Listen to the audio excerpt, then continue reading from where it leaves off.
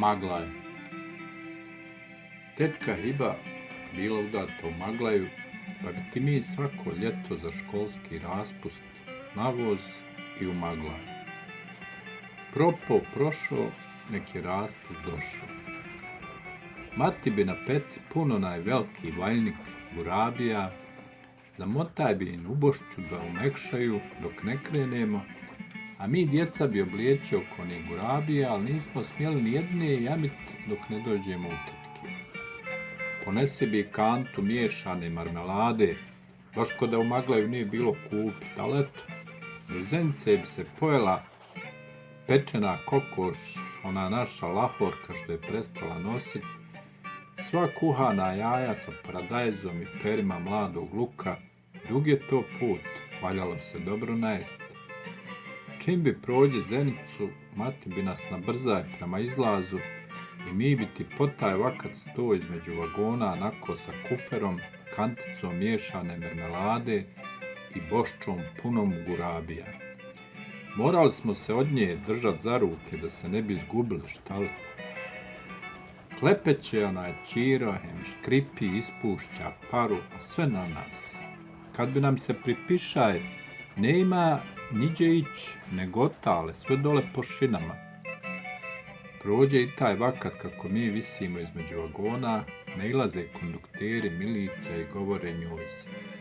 Ženo draga, uvedi tu djecu unutra, pomešće i vjetar, a do Magla imaš još koliko hoš. Svoj ti posao, more voz prošišat i ko zna gdje bi nas mogao provesti. I haj se ti vrati otale. Prije nisi mogao prepoznat Maglaj po kuhanim jajima i ko da izvineš neko trno, jer nije bilo one fabrike. Žepče, Zavidovići, narod izlazi, ulazi, a mi stojimo kako stojimo i čekamo kad će Maglaj. Stade voz u Maglaju, tek tada nastade panika. Valjalo je naći kakvog finog čovjeka da primi kufer, marmeladu i onu bošću sa gurabijama, a bome i nas, jer su one basamake povisoko, a mi pomalehni. Ne do Bog mora voz i krenut, a djeca ostat, ne bi sebi ukabula, govorila je u mene mati.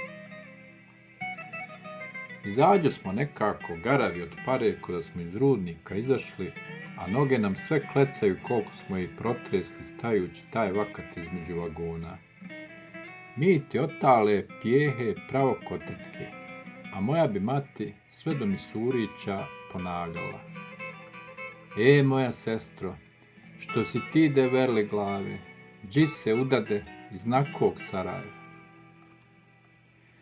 Mi bi onim kratkim pantolcama sa tregerima i kaputićima žute boje što nam je dedo Atif skrojio morali sve jarkom do tetkine kuće, jer bi nas ne do Bog moglo klepit auto kad bi naiđi jednom, jel ni jednom do tetkine kuće.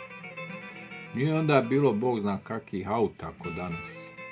U mene buraz bio stariji, nosi onu bošću sa gurabijama, poteška bila, sve se zanosi, a ja onu kanticu sa miješanom marmeladom, a mati ide džadom, nosi onaj žuti kofer i sva se nagijela nad nas ko da je sad gleda. Plaho bi nam budi u Misurićima kod tetke. Dole Bosne, a gore potoci, brda, šume. Po vazdama bi lovi ribu ili gonjaj tetko točak. Kad bi nestalo gurabija, morali smo nazad. Gotov raspust. Kad bi se vraćaje, nismo morali ketiti taj vakat između vagona, jer nam je mati govorila. Sjedite, djeco, Sarajevo ne moreš ni mašit ni prešišat, jer od Sarajeva ne ima dalje.